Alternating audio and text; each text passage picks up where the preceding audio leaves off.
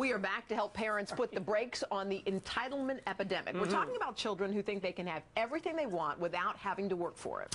Karen Henderson is worried it's too late for her 15-year-old son to change. Amy McCready is the founder of Positive Parenting Solutions, and she's got some advice for Karen, as well as for all parents who are struggling with this, who thought they were being good parents and now are only later realizing there might be something they could have done differently. Right. Welcome, ladies. Welcome. Thank you. So, Karen, the word is you spoiled your son, you think, too much? Is that what happened here? Well, I'm not so much spoiled him. I just think that, you know, you just keep giving your kids, you know, things what I didn't have, because I felt like, you know, I was raised by a single parent, my mother, and I had to work for things, so for him, I felt like I wanted to give him things because I could. Yeah. And she couldn't. We had that expert on who said we often overcompensate. Yes. We say we didn't have it, so we don't want you to go through what I went through. Right. And what we're not thinking about, though, right, is that that's what gave you character, was the fact that you were working for something. It's like you want to make it easy for your children, but really that's not teaching them anything. And I know that. But right. Now. Right. Right. Exactly. Looking back. Amy, what do you think? Well, I think Karen's situation is so common, and nobody intends to raise an entitled child, but it starts small.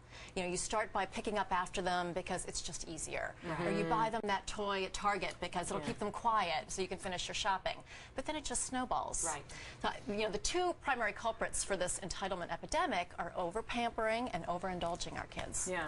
But okay, at 15, is it too late to say, okay, let's put the brakes on, it's a game changer, we're starting on Monday with something brand new? Yeah, I feel like I just sometimes just want to give up, like, oh my gosh, it's too late, and there's nothing I can do now. Is he disrespectful to you about things? Not so much disrespectful, but I think he just feels, hey, well, why can't I have that? Well, I don't understand.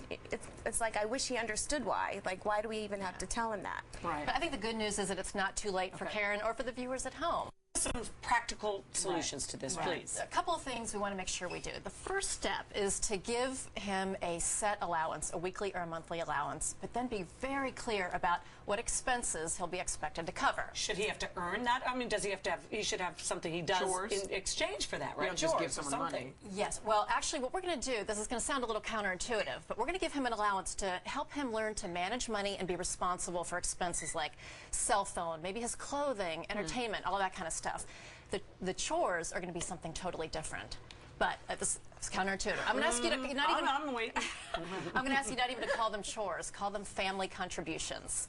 Because everybody in the family has to contribute. And you don't get paid for going to the grocery store or doing laundry, and neither should he for doing chores. You do family contributions because that's what everybody has to do. What do you think your son would say if you said, son, we have a family contribution, you need to clean the living room? He's still obviously not going to be happy about it, but I think if you can put a more positive note on it by saying you're helping with the family, you're part of this family, so you need to help. He also wants to be treated like an adult when they're 15, but they're not acting like one. Well, right. I mean, it doesn't make it, I don't think it's going to make it any easier, but I think if I have some help with some kind of and I think the other piece of that is putting consequences in place. That's what I was going to say, yeah. So, you know, our rule for the summer is your family contributions have to be done by 12 noon.